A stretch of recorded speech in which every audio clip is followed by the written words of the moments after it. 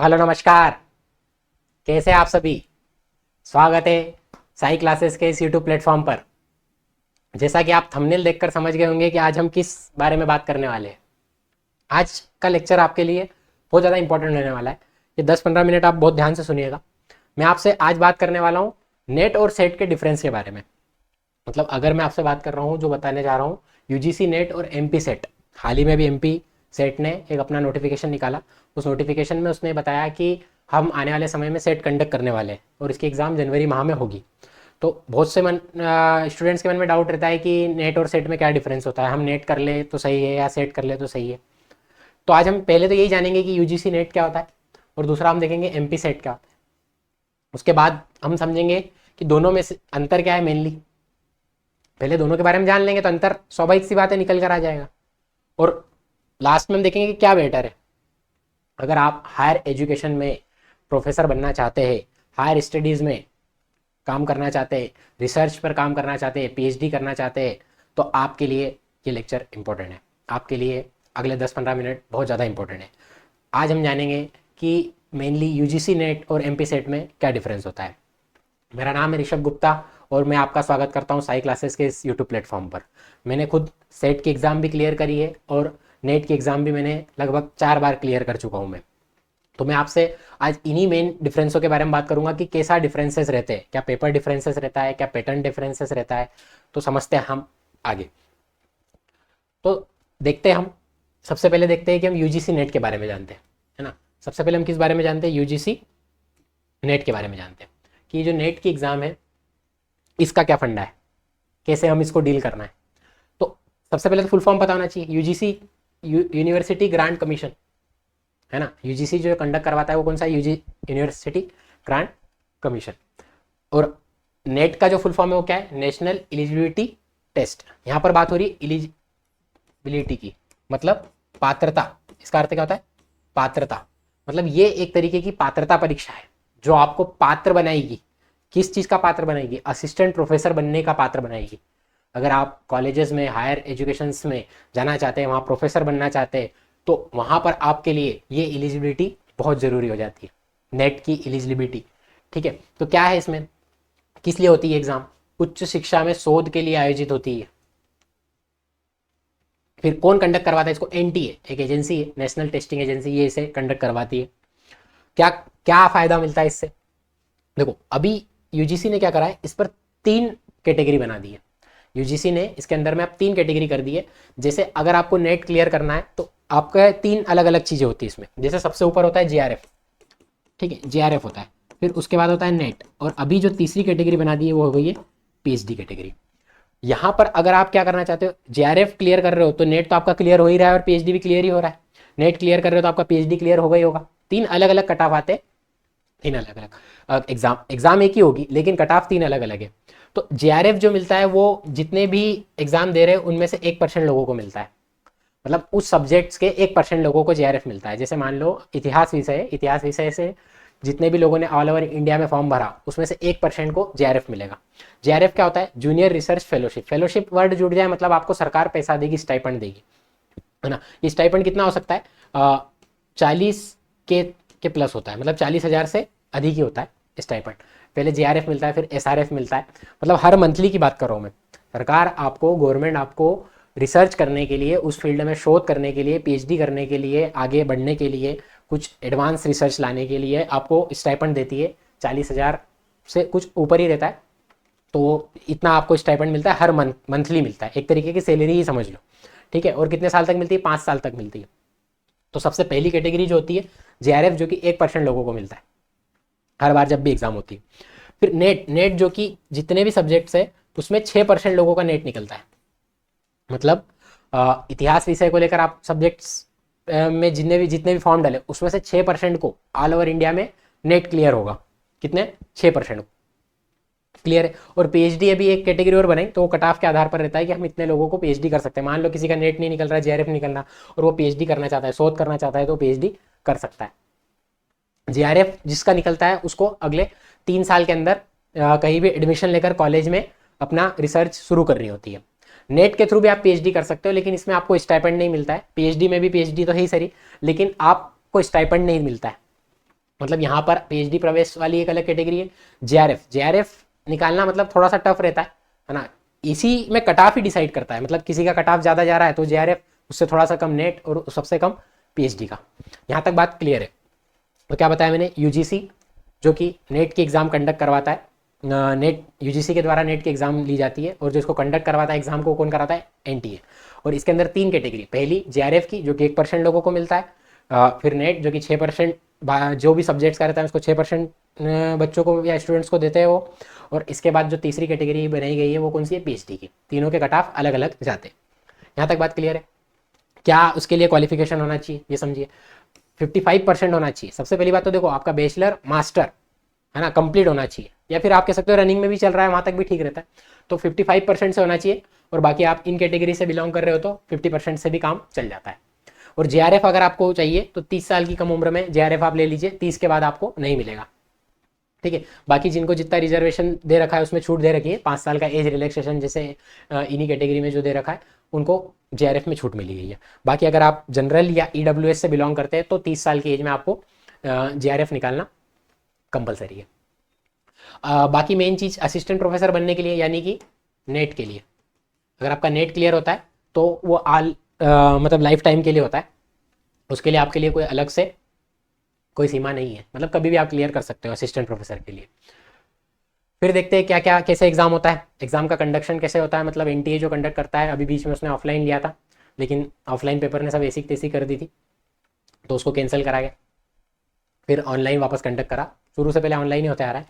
तो 2 पेपर होते हैं, ठीक है। पहला पेपर तो कॉमन रहता है जिसमें टीचिंग, रिसर्च, एप्टीट्यूड और रीजनिंग वगैरह के क्वेश्चन रहते हैं, रीजनिंग, कम्युनिकेशन, मैथ्स वगैरह के क्वेश्चन रहते हैं। और जो दूसरा पेपर रहता है वो जो भी सब्जेक्ट्स है, जैसे मान लो आपका एमए रहा है, ठीक है, आपका एमए रहा है हिस्ट्री विषय से या और भी कोई विषय से, ज्योग्राफी वगैरह किसी भी विषय से रहा है, तो वहाँ आप क्या कर सकते हो, उस विषय से आप नेट की एग्ज़ाम दे सकते हो। टोटल 150 क्वेश्चन होते हैं, जिसमें से 50 क्वेश्चन किसके रहते हैं, 50 क्वेश्चन यहाँ से आते, और आपके जो 100 क्वेश्चन रहते हैं वो कहाँ से आते, यहाँ से आते, ठीक है। ईच क्वेश्चन को लगभग 2 मार्क्स का होता है। लगभग कितने मार्क्स का रहता है, 2 मार्क्स का रहता है, यानी कि जो पेपर बनता है वो कितना हो जाएगा, 300 मार्क्स का। यहाँ तक बात क्लियर है। और जो टाइमिंग रहती है वो कितने रहती है, 3 आवर्स की टाइमिंग रहती है। 3 घंटे में आपको पेपर पूरा करना रहता है, कंप्यूटर बेस्ड रहता है। हाँ, इसमें एक चीज़ ध्यान रखना, कोई नेगेटिव मार्किंग नहीं है, मतलब आप कंप्लीटली पूरा पेपर सॉल्व कर सकते हो, क्लियर है। फिर उसके बाद देखते हैं कब कब होती है परीक्षा। साल में 2 बार होती है वही परीक्षा, जून मंथ में होती है और दिसंबर मंथ में। तो अभी अक्टूबर चल रहा है, नवंबर और दिसंबर, मतलब अब फॉर्म आने वाले हैं, और उसके बाद दिसंबर में एग्जाम कंडक्ट होगी, कौन सी, आपकी यूजीसी नेट की। फिर कैसी होती है, online CBT mode, computer based test होता है, एनटीए के द्वारा आवेदन लिए जाते हैं, उसके आधार पर कंप्यूटर बेस्ड टेस्ट होता है। कट ऑफ की अगर हम बात करें तो देखो, मिनिमम आपको इतना तो परसेंटेज लाना ही है कि आप इतना तो होना ही चाहिए, फिर उसके बाद आपको कट ऑफ क्लियर करना है। तो मिनिमम सामान्य वर्गों को 40% तो लाना ही है पास होने के लिए, जैसे ना 33% से आप पास हो गए, लेकिन कैटेगरी में आने के लिए, नेट निकालने के लिए, जेआरएफ निकालने के लिए आपको पर्टिकुलर कट ऑफ क्लियर करना पड़ेगा, ठीक है। बाकी अन्य वर्ग के लिए कितना है, 35% है। और जैसे ही आपका क्वालिफाई हो जाता है, क्वालिफिकेशन के बाद आपको क्या मिल जाता है, एक ई सर्टिफिकेट मिल जाता है ए नेट की। ये इस तरीके से आपके पास ई सर्टिफिकेट आ जाता है, ये मेरा है। तो आपके पास ई सर्टिफिकेट, ये नंबर आ जाता है, ई सर्टिफिकेट नंबर यहाँ पर हो सकता है आपको दिख नहीं रहा हो, ये यूजीसी के द्वारा ही दिया जाता है। मेरे को ये 2024 का है, 2025 वाला भी मेरा आ चुका है, लेकिन मैंने अभी 2024 का ही डाला है। मेरा 2023 से निकल रहा है कंटिन्यू नेट, तो ये सर्टिफिकेट उनके द्वारा जारी किया जाता है, एनटीए के द्वारा, देख सकते हो आप, एनटीए और ये यूजीसी। फिर चलते आगे। यूजीसी नेट अगर आपने पास कर लिया तो क्या क्या फ़ायदे हैं भाई, क्या फ़ायदे होंगे आपको, क्या कर सकते हो जीवन में। तो कॉलेज में असिस्टेंट प्रोफेसर बन सकते हो, जेआरएफ मिल गया तो आप रिसर्च कर सकते हो, ठीक है। और उच्च शिक्षा में भी करियर बना सकते हो आगे चलकर। प्राइवेट इंस्टीट्यूट में भी वर्क कर सकते हो, ऐसा नहीं है, प्राइवेट काम भी अपना खुद का कर सकते हो। नेट क्वालिफिकेशन के बाद आपके पास बहुत सारे रास्ते खुल जाते हैं, ऐसा नहीं है कि बस एक ही रास्ता है कि बस आपको कॉलेज में प्रोफेसर ही बनना है, असिस्टेंट प्रोफेसर ही बनना है। बहुत सारे और भी ऑप्शंस रहते हैं, प्राइवेट सेक्टर इंस्टीट्यूट में भी नेट क्वालिफाई की बहुत ज़्यादा आवश्यकता होती है। तो मैंने आपसे बात करी, जैसे इसमें 2 पेपर होते हैं, तो पेपर 1 जो रहता है वो थोड़ा सा टफ रहता है। पेपर 1 में क्या क्या चीज़ आती है, एक तो टीचिंग एप्टीट्यूड आता है, रिसर्च एप्टीट्यूड आता है, कॉम्प्रिहेंशन आता है, कम्युनिकेशन आता है, फिर उसके बाद मैथमेटिकल, रीजनिंग और एप्टीट्यूड, मतलब आपका रीजनिंग आता है, कम्युनिकेशन सब्जेक्ट हो गया, कॉम्प्रिहेंशन मतलब पैसेज हो गया, लॉजिकल रीजनिंग के कुछ क्वेश्चन आते हैं, डाटा इंटरप्रिटेशन, डीआई मैथमेटिक्स से संबंधित, फिर उसके बाद आईसीटी आपका, इन्वायरमेंट और हायर एजुकेशन सिस्टम। मतलब आप अगर देखा जाए तो इसमें से आपको 3-4 चीज़ें जो अलग टाइप से दिख सकती है। एक आपका टीचिंग एप्टीट्यूड, रिसर्च एप्टीट्यूड, और फिर उसके बाद हायर एजुकेशन सिस्टम, 3। और अगर देखा जाए तो आपके लिए और कौन सी चीज़ नहीं हो सकती यहाँ पर। बाकी तो आपने कहीं ना कहीं पढ़े ही होंगे किसी न किसी एग्जाम की तैयारी में।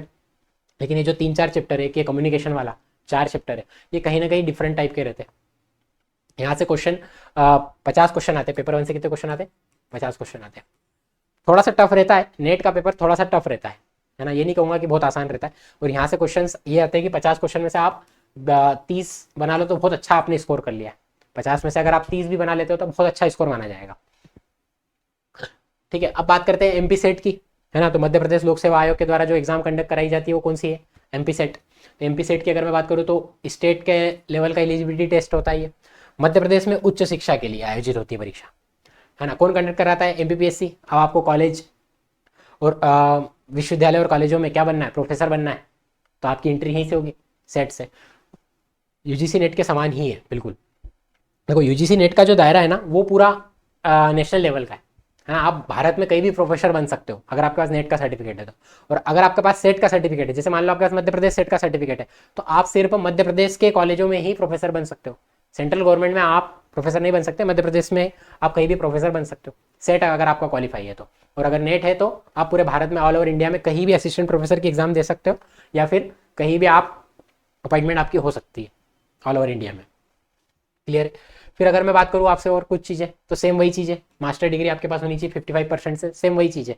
और असिस्टेंट प्रोफेसर की कोई सीमा नहीं है। मतलब देखो यहाँ पर कोई जीआरएफ वीआरएफ नहीं मिलता है ना सेट में, कोई जीआरएफ का ऑप्शन नहीं, कोई पीएचडी का ऑप्शन नहीं। यहाँ सीधा आपको है कि आप एक तरीके से एलिजिबल हो जाओगे किसके लिए? असिस्टेंट प्रोफेसर के लिए, इसके बजाय कुछ नहीं। यहाँ तक बात क्लियर है? फिर वही बात है, कट ऑफ रिजल्ट इतने मिनिमम तो आपके पास मार्क्स होने ही चाहिए। क्वालिफाइंग के बाद आपको क्या मिल जाता है? ई सर्टिफिकेट। जैसे ये देख लीजिए, ई सर्टिफिकेट, है ना। 2022 में जब निकला था पहली बार सेट मध्य प्रदेश में, कई सालों के बाद सेट एग्जाम आई थी, है ना। उस समय मैंने ये दिया था, तब मेरा क्वालिफाई हुआ था सेट सब्जेक्ट मध्य प्रदेश लोक सेवा आयोग के द्वारा। हो सकता है थोड़ा सा ब्लर दिख रहा हो आपको, पर मेरा ही है, ठीक है। तो सेट एग्ज़ाम दिया था, फिर उसके बाद मैंने नेट कंटिन्यूस दिया 23 से। तो 22 का सर्टिफिकेट इसलिए क्योंकि एग्ज़ाम 22 में आई थी, लेकिन एग्ज़ाम 23 में कंडक्ट हुई थी। फिर उसके बाद मैंने नेट दिया था, दिसंबर 2023 से मैं नेट कंटिन्यू दिया है, तो मेरा नेट कंटिन्यू लिखा हुआ है एग्ज़ाम है। तो 2023 ये 2022 की एग्ज़ाम हो गई। क्लियर है? फिर उसके बाद 2022 के बाद 2023 और 2024 में भी नेट आई है। मतलब अभी तक ये आई थिंक तीसरी बार है जो नेट एग्ज़ाम जो आ रही है, सॉरी सेट जो एग्ज़ाम आ रही है वो कब आ रही है? 2025 में। तो ये थर्ड टाइम आ रही है, तीसरी बार आ रही है। तो ऐसा ही अगर आप सेट क्वालिफाई हो जाती हो तो मध्य प्रदेश लोक सेवा आयोग आपके पास ये सर्टिफिकेट पहुंचाता है, घर बैठ के आ जाता है। वैसे तो ऑनलाइन निकल ही जाता है, लेकिन एमपीपीएस से एक विशेष सुविधा देती है ना, घर पहुंचा देती है सर्टिफिकेट। बहुत अच्छी बात है। सेम वही पैटर्न है, पहला पेपर सेम है, दूसरा पेपर वही, आपको जो भी सब्जेक्ट आपने लिया है उस पर 150 क्वेश्चन, ठीक है, 3 घंटे के लिए। बट ये एक चीज़ इसमें इंपॉर्टेंट है कि ये जो परीक्षा कैसी होती है? ऑफलाइन होती है। यहाँ पर एक बात ध्यान रखना, सीबीटी बेस्ड कौन सी होती है? यूजीसी नेट होती है। क्लियर है? और ये कैसी होती है? ऑफलाइन कंडक्ट होती है। फिर वही लाभ क्या मिलेंगे आपको? प्रोफेसर बन सकते हो आप, है ना। प्रोफेसर बन के भी आप क्या कर सकते हो? रिसर्च वगैरह कर सकते हो, पीएचडी तो कर ही सकते हो, ठीक है। फिर चलते हैं आगे, जो सबसे ज़्यादा डाउट रहता है ये देख लेते हैं कि डिफरेंस क्या क्या है, difference between net and set. तो क्या क्या डिफरेंस है अगर मैं आपसे बात करूँ तो यहाँ पर मैंने कुछ चार्ट के थ्रू ये कर दिया है कि आपको बिल्कुल क्लियर हो जाए। जैसे फुल फॉर्म आपको पता होना चाहिए, है ना। फिर कौन कंडक्ट करवाता है? यूजीसी। और इसको कौन करवाएगा? जैसे मान लो मध्य प्रदेश का है तो एमपीपीएससी कंडक्ट करवा रहा है। हर स्टेट गवर्नमेंट का, हर राज्य का अलग अलग रहता है, ठीक है। इसमें जेआरएफ मिलता है, इसमें जेआरएफ का कोई ये नहीं है, सिर्फ किसके लिए? असिस्टेंट प्रोफेसर के लिए, है ना। इसका क्वालिफाई करने के बाद आप पूरे ऑल ओवर इंडिया में इसका सर्टिफिकेट एलिजिबल है। और इसका जो सर्टिफिकेट एलिजिबल है वो कहाँ पर है? सिर्फ स्टेट में, जिस राज्य का आप क्लियर कर रहे हो उस राज्य के स्टेट एलिजिबल है। फिर ये साल में 2 बार होती है और इसका कोई फिक्स नहीं रहता, भाई आ गई तो आ गई, मध्य प्रदेश लोक सेवा ने दे दी तो दे दी, नहीं तो कोई दिक्कत, है ना। फिर उसके बाद एलिजिबिलिटी की अगर बात करूँ तो मास्टर डिग्री तो चाहिए ही चाहिए, दोनों जगह सेम है लगभग। कुछ चीज़ों में से दिक्कत है, जैसे नेट का पेपर, अगर मैं आपसे कंक्लूजन में एक चीज़ बात करूँ तो नेट का पेपर थोड़ा सा टफ लेवल का रहता है क्योंकि ऑल ओवर इंडिया लेवल है। और उसके बाद अगर सेट का देखा जाए तो थोड़ा सा लेवल कम रहता है, ठीक है। मास्टर डिग्री तो चाहिए ही चाहिए, ये फिक्स साल में 2 बार तो होती है, 2 पेपर होते हैं, ये बात तो कॉमन हमने देखी ली, सेम पैटर्न है। और पूरे ऑल ओवर इंडिया में आपको रिकॉग्निशन मिलता है और यहाँ पर आपको सिर्फ स्टेट में ही रिकॉग्निशन मिलता है। क्लियर है यहाँ तक? तो जो हमारा थंबनेल था जिसमें हमने बात करी थी कि कौन से बेटर है, जहाँ पर मैंने आपको पूरी जानकारी दी थी।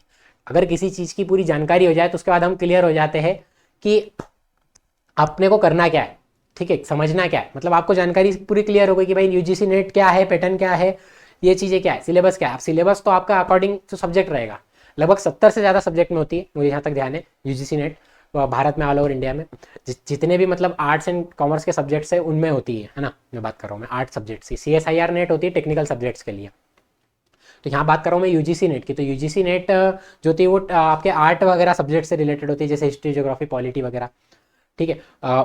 तो अब सबसे बड़ा सवाल ये पैदा होता है कि यार दोनों में अंतर क्या है, अंतर क्या है, कहाँ आपको इनमें डिफरेंस देखने को मिलेगा, ठीक है। ये वाली बात अपन ने करी और फिर सवाल आता है कि कौन सा बेटर है। दोनों में आपने अंतर देख लिया, दोनों में डिफरेंस देख लिया, कहाँ क्या मिलती है, पीएचडी, शोध, जीआरएफ कहाँ मिलता है।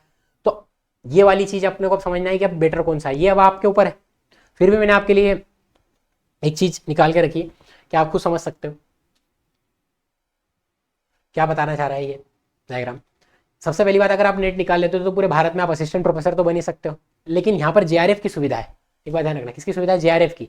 और अगर आप जेआरएफ निकाल लेते हो तो आपको स्टाइपेंड मिल जाएगा। मतलब आप आगे चल के अपनी से मतलब एक तरीके से कह सकते हैं आपको पैसा तो मिल ही रहा है, स्टाइपेंड के लिए रूप में पैसा तो मिल ही रहा है। मतलब जो चीज़ आपकी फाइनेंशियल दिक्कत है वो काम खत्म हो जाती है, और दूसरा आपके पास क्या आ जाते हैं, रिसर्च भी कर सकते हो आप, ठीक है, आपकी पीएचडी भी चालू रहती है। यहाँ पर कोई जेआरएफ की सुविधा नहीं है ना। यहाँ पर सिर्फ राज्य में असिस्टेंट प्रोफेसर बन सकते हो, यहाँ पर पूरे भारत में बन सकते हो, ठीक है। आप समझ में आ जाएगा आपको बेटर कौन सा है।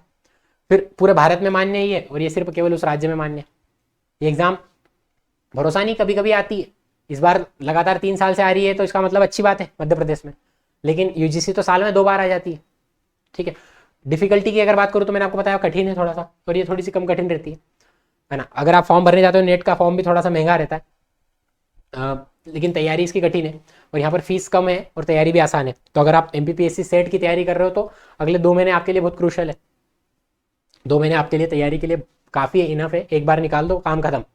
उसके बाद लाइफ टाइम आप असिस्टेंट प्रोफेसर के लिए तैयारी करो, कई भी जगह अप्लाई करो।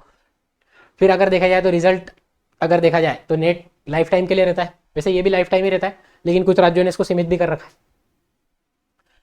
लास्ट में हम देखते हैं, अगर देश में नौकरी चाहिए, पूरे देश में कहीं भी नौकरी चाहिए तो नेट चाहिए, और अगर जल्दी आपको नौकरी चाहिए तो सेट चाहिए।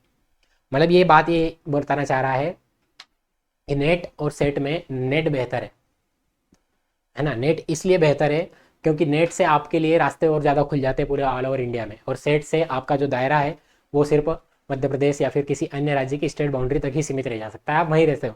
लेकिन कुछ बच्चे होते हैं जो सोचते हैं कि यार हमको मध्य प्रदेश से बाहर नहीं जाना है, हमको मध्य प्रदेश में ही हायर एजुकेशन में पढ़ाना है या प्रोफेसर बनना है, तो उनके लिए तो बेस्ट ऑप्शन है, और जल्दी आसान तरीके से निकलना है तो बहुत अच्छा ऑप्शन है।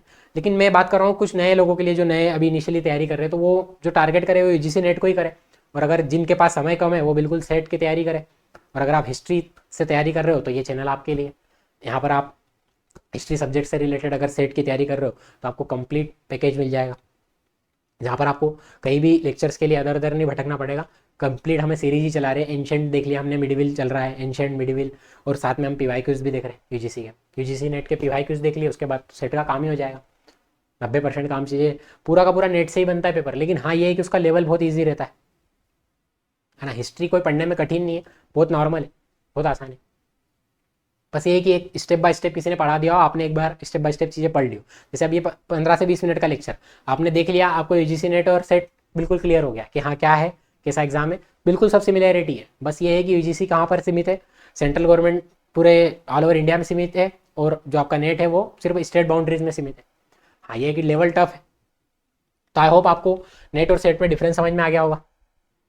अगर आप कंटिन्यू हिस्ट्री से तैयारी कर रहे हैं और हिस्ट्री लेक्चर से नेट या जेआरएफ निकालना चाहते हैं तो हमारे चैनल के साथ बने रहिए। आप फॉलो कर सकते हैं हमें टेलीग्राम पर, टेलीग्राम चैनल को आप ज्वाइन कर सकते हैं, इंस्टा पर भी आप हमें फॉलो कर सकते हैं। तो तब तक के लिए पढ़ते रहिए, धन्यवाद। और कोई डाउट हो तो आप कमेंट सेक्शन में लिखिए। जय हिंद।